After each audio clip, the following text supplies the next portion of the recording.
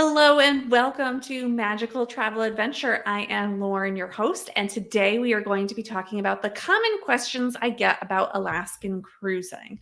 I love talking Alaska. I love talking Alaskan cruises, and people have questions all the time, but there are some really common questions that I get, whether it's in my messages, emails, or when I start talking with clients about setting up their Alaskan cruise. So I want to go over some of them so you could kind of think about that as you're planning your Alaskan cruise. If you're new here, hello, I'm a travel advisor. I specialize in making your family vacation stress-free so that you can enjoy your vacation and not do hours and hours of research trying to figure out the answer to your one question. So, when we're talking about Alaska, there are many different ways to go to Alaska. I focus on Alaskan cruising. I do work with another agent that does all of Alaska. So, if that is of interest to you, you can just message me in the bottom and I will get you her information so you can talk to her. Now, a lot of questions that I get is when is the best time to go to Alaska? And this can really vary, but you should know that in the winter months, that's not really when cruising is taking place in Alaska. Now, sometimes there are really small boats that can take you out, but we're talking here about the major cruise lines, Princess, Holland America, Royal Caribbean, Norwegian, all those types of cruise lines are going to be going to Alaska. There are luxury cruise lines also that will go to Alaska. They're a little different than this, but the season is pretty much similar. We have a shoulder season, which is basically that, beginning and end season. So we kind of begin in May. We sometimes start in April. I don't really recommend that. It's not the best time to go. And then to mid-June, and then the end of August into September, even October, depending on the cruise line, those would be times that you could go. Those are going to be the least expensive times. But I will let you know that the reason those aren't always the best is everything is not always open. The excursions might be more limited based on the weather. And there might be things like, hey, it's salmon season, so it's going to smell super, super fishy when you go. So all things to think about. The best times to go and the common times to go are going to be that mid-June to mid-August time. The weather is going to vary no matter when you go, but in those shoulder seasons, it's going to be colder, and in those busier common times, it is going to be a little warmer, so you can really adjust what you're going to pack based on that information. You do need to know that the weather could vary a great deal. We could talk about going all the way from the 30s into the 80s on your trip. So you really have to pack for everything so that you are prepared.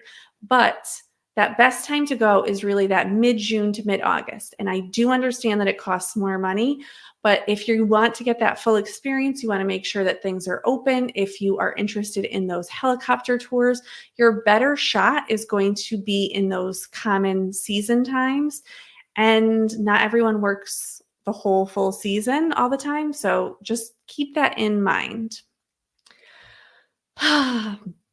Okay.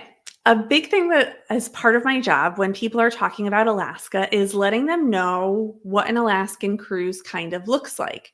And sometimes people don't understand the geography of Alaska and how everything works.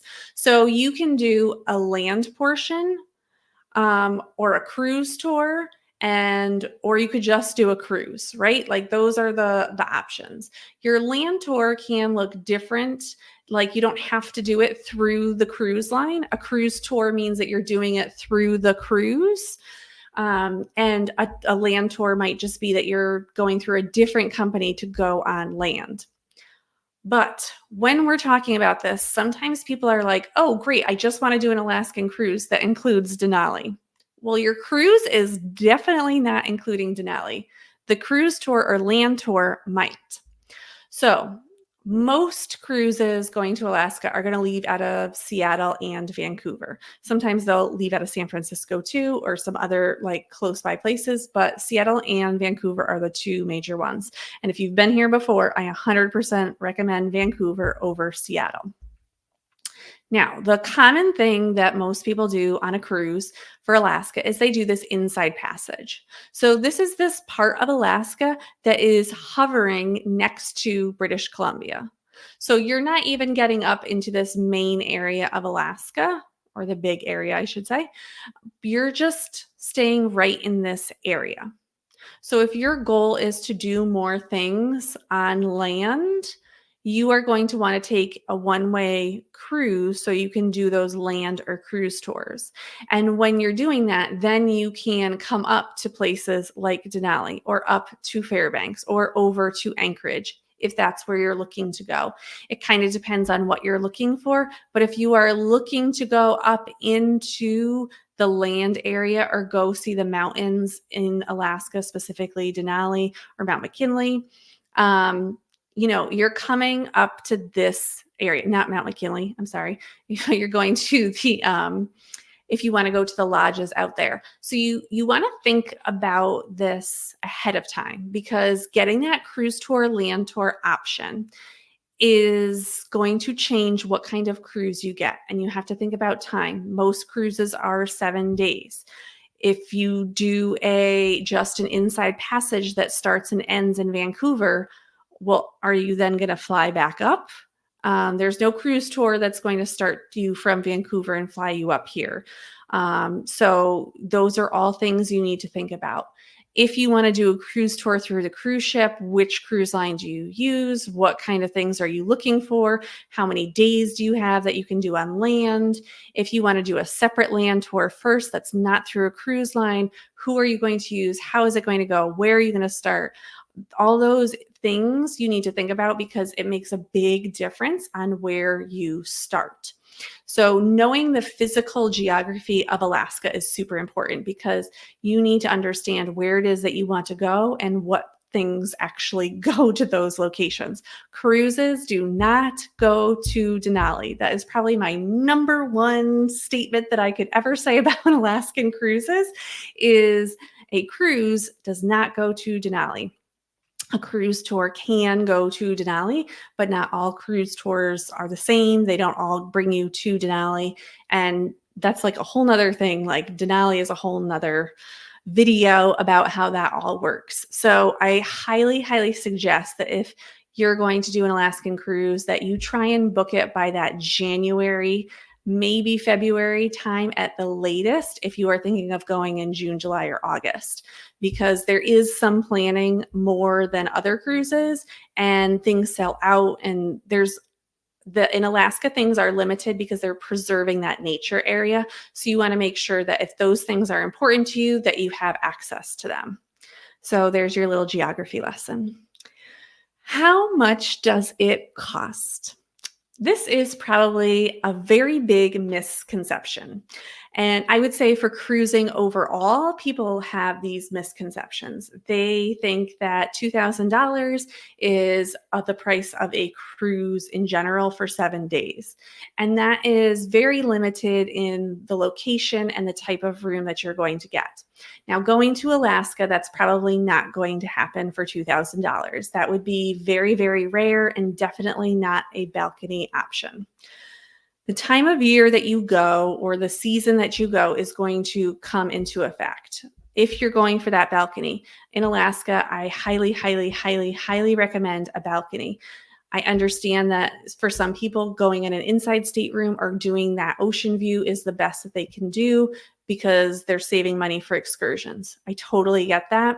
If you can make the balcony work, that is what you want. It does make your cruise an extra amount. There's actually things to see. It's not like a Caribbean cruise where you're just looking out on the ocean all the time. You are seeing things. This is probably the closest thing I would say you could get to a river cruise that's on a real cruise ship. You're seeing things throughout your whole cruise. It's also going to depend on what cruise line you use, the cost. Obviously, if we're talking about Royal Caribbean, that is going to be different than if you're going to be doing, a more luxury line. So think about that. The amount of people in your room. A lot of people think that, oh, we're going to go as like a group. It's going to be family. It's going to be grandparents, us and our kids. And, those kids do cost extra money. If there's more than two of you in the room, they still cost money in the room. If you are coming from the East Coast to go to the West Coast, those flights are going to cost more. Excursions on Alaskan cruises are what make the cruise. Excursions cost more than most Caribbean cruises, so people don't take that into account when they're thinking about it. And that insurance. This is a lot of bucket list trip. Going to Alaska is a bucket list trip for many, many people. And having that insurance, you really need a good insurance plan if you are going.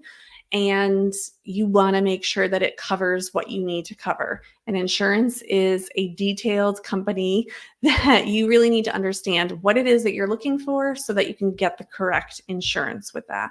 But there are a lot of things. And I know what you're saying. You're like, but Lauren, you didn't tell us the price yet.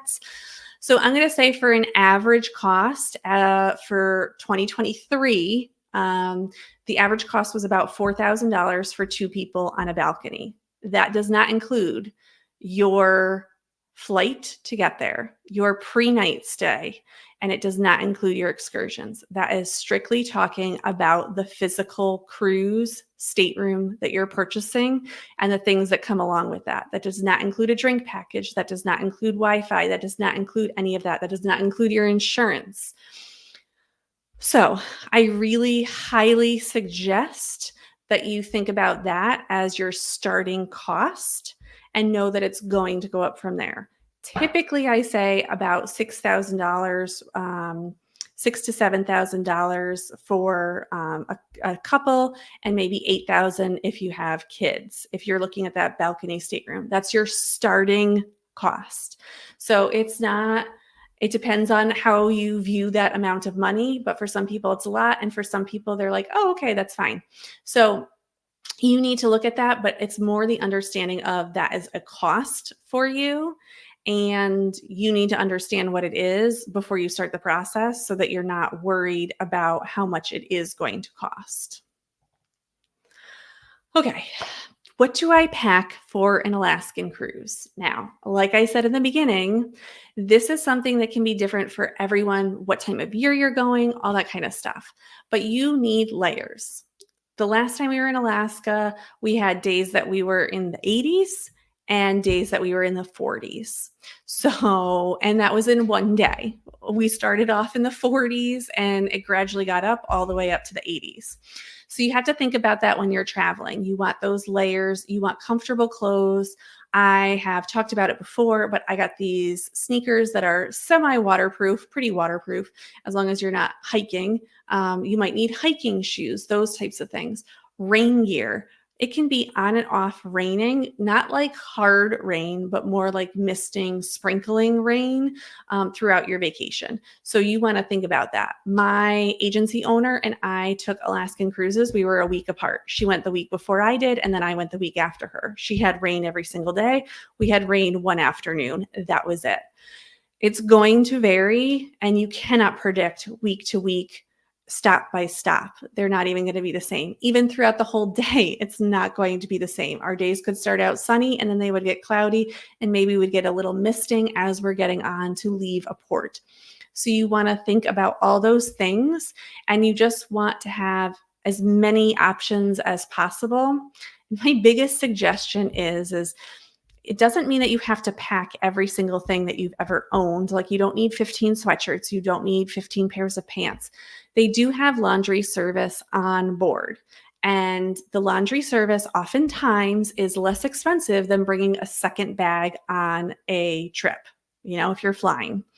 So think about that when you're going on the trips. Can you break your wardrobe up into two pieces so that, one day you can do your laundry or have them do your laundry and it be returned to you by the next day? We did it during our vacation and it worked out seamlessly. No issues there. Laundry there and back, and we are fine for the whole week. Another thing that I would suggest is binoculars. Binoculars so you can see. The whale watching is a big thing when you're in Alaska. Oftentimes you can see it from your ship on the cruise ship as you're going by, or if you're doing a whale watching excursion. You might want those binoculars or that special camera so you can take those special pictures if you don't want to use your phone. And if you are going to be doing hiking, then you need those hiking clothes. This is a place that you can really get some good hiking done. So definitely want to look into that. All right. The last question I'm going to go over today is, can I see the northern lights? All right. So I don't want to disappoint you because this is not meant to disappoint you. But as you can see in this picture, this person is able to experience the northern lights and there's nothing else around them. There's not a cruise ship. They're not on a cruise ship. They're not in any way on a cruise ship. The northern lights are also not really common during the cruise season. Kind of near the end, I know a lot of people are like, I want to book in September so I can see the northern lights. Cruise ships actually have lots of lights on them. So they light up the sky and they look differently in the ocean where there is literally nothing else around them. So the northern lights aren't going to be this clear. This is also not really going to be your best exposure to the northern lights. If that is something that you're interested in, you really want to go more inland. And if you can, maybe later in the year. And there is no way to guarantee that you're going to see the northern lights no matter when you go, unless maybe you're there for like 5 months. Maybe during those 5 months you'll see it. But the northern lights could be happening at 2 a.m. when you're asleep. So you kind of have to think about this, that an Alaskan cruise is not going to guarantee you seeing the northern lights.